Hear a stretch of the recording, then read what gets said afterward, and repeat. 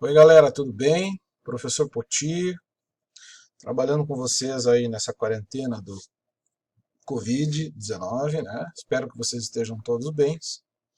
E vamos aqui trabalhar a embriologia, né? Para dar continuidade ao nosso estudo e não parar o aprendizado, que é muito importante, né? Então, nós temos aí detalhes dos primeiros dias do desenvolvimento embrionário humano, que é o que nos interessa. Lembrando os detalhes que a gente comentou, conversou com vocês em sala de aula, né, a partir dos mecanismos de fecundação e formação do embrião. Né?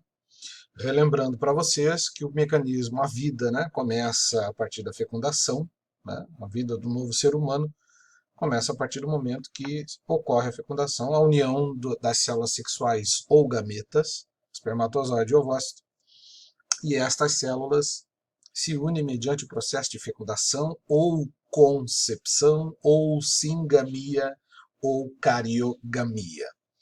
Então vamos começar trabalhando essa parte, lembrando que aqui nós temos a parte número 1 e vamos dar sequência em diversas partes disponibilizadas para vocês no RA da UDC, ok?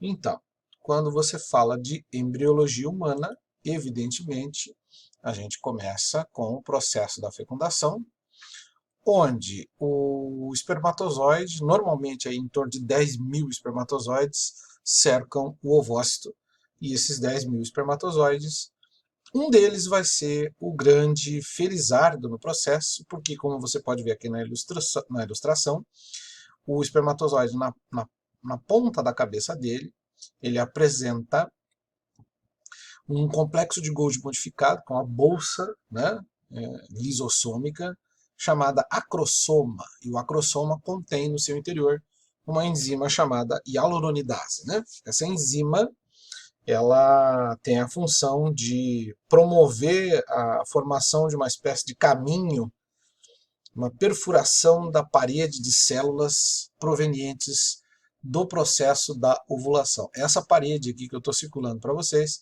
ela se chama corona radiata, como você está vendo aqui na ilustração. Né? A corona radiata ela vai apresentar um grupo de células epiteliais ovarianas, né? Células do epitélio germinativo do ovário, e funcionam como proteção no momento que o ovócito é eliminado no mecanismo da ovulação no período do ciclo menstrual, mais ou menos na média do período do ciclo menstrual, que é preconizada pela Organização Mundial de Saúde em 28 dias, no período menstrual, mais ou menos no 14º dia, na metade do ciclo, né, a mulher tem a tendência em ovular. E junto com o processo da ovulação, você pode observar aqui que ocorre a liberação de algumas das células das tecas, né? Essas tecas ou camadas, formam essa coroa de células, né? Coroa radial, do latim corona radiata. A hialuronidase, que é a enzima liberada pelo acrosoma do espermatozoide, ela então vai destruir essas células e vai conseguir se infiltrar, atravessando as camadas de proteção, principalmente a zona pelúcida, tá? E o espaço perivitelínico até atingir o ilustre citoplasma do ovócito que estaria guardado dentro desse envoltório. Né? Então, a partir do momento que ocorre o processo de liberação da hialuronidase, o espermatozoide consegue se infiltrar, introduzindo parte da sua estrutura celular. A que mais interessa é justamente a estrutura nuclear, né? Que contém um material genético suficiente para 23 cromossomos. Né? Somados aos 23 cromossomos do material genético, né, do código genético do ovócito, totalizam então 46 cromossomos, que são característicos, essa quantidade é característica da espécie humana. Lembrando que cada 23 cromossomos caracterizam a estrutura haploide genética do indivíduo, também conhecida como genoma. Então nós temos um genoma do espermatozoide, 23 cromossomos, o genoma humano equivale a 23 cromossomos, e então nós temos 23 cromossomos do espermatozoide, 23 cromossomos do ovócito, totalizando 46 cromossomos correspondentes a 2 genomas. Então, nós somos indivíduos vivos portadores de 2 genomas, né? Quando o indivíduo apresenta 2 genomas, ele é dito diploide. A representação esquemática é o famoso 2N, né? Então, nós somos células 2N, ou seja, com 2 genomas. Lembrando, repetindo e reforçando, cada genoma humano contém material genético suficiente na cromatina para formar 23 cromossomos. Como nós temos a união de 2 células sexuais, com um genoma cada uma, haploides, portanto, nós formaremos células diploides ou portadoras de 2 genomas. Repito, o número de cromossomos da espécie humana é característico da espécie humana, 46 cromossomos, seres humanos, ok? Muito bem. À medida que o mecanismo de fecundação acontece normalmente nessa área aqui, né? Essa área da tuba uterina chama-se ampola. Recapitulando um pouquinho da anatomia, a parte uterina da tuba uterina, o istmo, a ampola, o infundíbulo e as fímbrias da tuba uterina. Então, normalmente, é comum acontecer a fecundação, aqui em inglês, fertilized egg, formação do ovo ou zigoto. Então, nesta área, a área da ampola da tuba uterina, que é a região mais dilatada da mesma, ok? Então, à medida que a fecundação acontece, imediatamente haverá a formação das células subsequentes, né? A primeira clivagem ou divisão celular, lembrando que o nosso ovo ou zigoto, o ovo ou zigoto humano, é um ovo do tipo oligolécito, ele tem pouco material nutritivo no interior, justamente porque os seres humanos, como são mamíferos eutérios, apresentam tuba uterina, eles vão apresentar a capacidade de, a fêmea, né, no caso a nossa amada e idolatrada mulher, vai conseguir nutrir o seu bebê mediante os anexos embrionários e a própria estrutura uterina, tá? Que nós vamos discutir mais tarde isso daí. Então, a primeira clivagem ou divisão celular, ela vai formar as 2 primeiras células que são denominadas blastômeros, e isso leva aproximadamente, como vocês podem ver aqui, 2 dias. Tá? Então, é a média aí de entre 1 e 2 dias ocorre a primeira divisão completa. A partir do momento que os dias vão prosseguindo, né, as células, os blastômeros, vão continuar as suas divisões celulares, ou seja, as suas mitoses ou clivagens, como você queira identificar.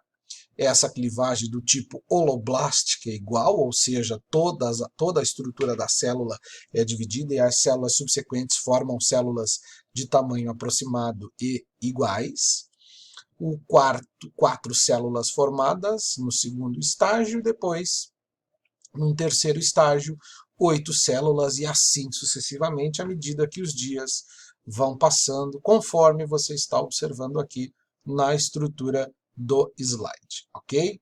Então, à medida que o desenvolvimento vai acontecendo, haverá a formação da figura denominada mórula, que é o chamado primeiro estágio embrionário, onde as células são muito semelhantes, tá?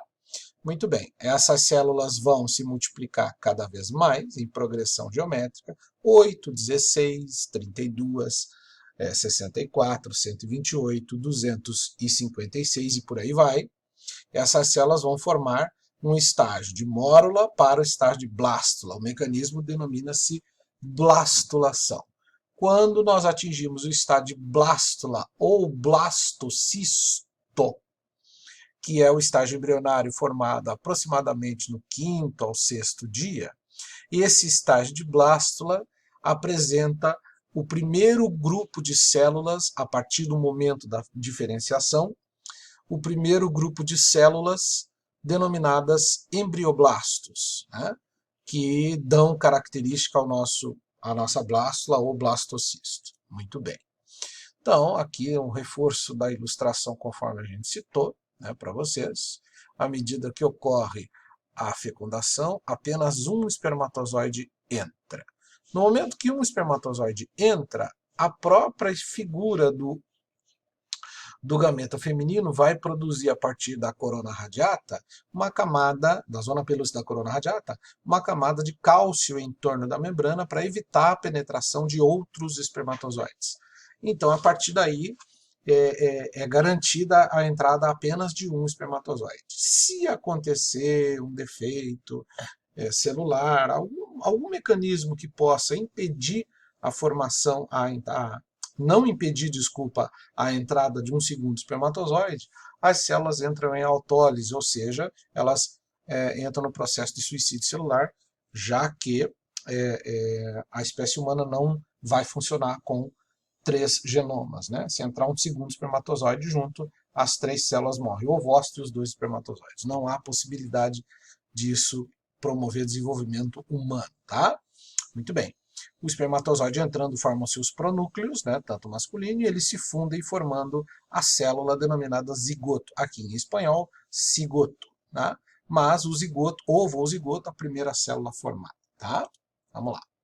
Aqui uma microfotografia mostrando a estrutura de um agora ovócito fecundado, lembrando que nós temos aqui o destaque para a massa de código genético do espermatozoide, a massa de código genético do ovócito, também conhecidos como pronúcleos, né? E você pode observar que o corpo polar seria o ponto de entrada, e a partir daí essas estruturas vão se fundir para formar o ovócito. Aqui a ilustração de auxílio mostrando para vocês o que nós estamos vendo na fotografia, ok? Para frente. Aqui uma microfotografia mostrando o processo da fecundação e a formação dos novos núcleos a partir do momento que o zigoto já tem a sua divisão celular iniciada para dar origem ao blastômero, como vocês estão vendo. Notem a fotografia das 2 primeiras células formadas mediante a divisão do zigoto, quer dizer, nós estamos aqui mais ou menos no 2º dia, a ilustração, né, de apoio para mostrar para vocês a figura do novo bebezinho em formação. Aqui o estágio de 4 células, conforme a gente já comentou no slide anterior. Vejam que coisa fantástica a fotografia mostrando nitidamente a zona pelúcida e as 4 células em formação em plena divisão celular. O estágio de 8 células, mais ou menos entre o 3º e o 4º dia na maioria das vezes, e a ilustração de apoio. Aqui vocês podem observar um estágio correspondente às 8 células e aqui, no caso, uma ponta de uma micropipeta para a extração dessas células-tronco aqui para pesquisa genética, né? Uma fotografia espetacular. As células-tronco, stem cells em inglês, são as células que vão sofrer a diferenciação e originar as demais células do organismo. Todos os tecidos vão ser formados a partir dessas células-tronco que nós mostramos nos slides anteriores. Lembrando que o estágio do embrioblasto, a gente vai ver na aula parte 2, e esse estágio do embrioblasto, ele vai sofrer o processo de diferenciação e a partir daí formaremos primeiro os folhetos embrionários, ectoderme, endoderme e mesoderme, e a partir daí a diferenciação dos tecidos ou a histogênese, formação dos tecidos. Lembrando que todas as células embrionárias são inicialmente totipotentes, ou seja, capazes de se transformar em qualquer outro tipo de célula. Eu encontro vocês na parte 2 dessa aula. Um abraço.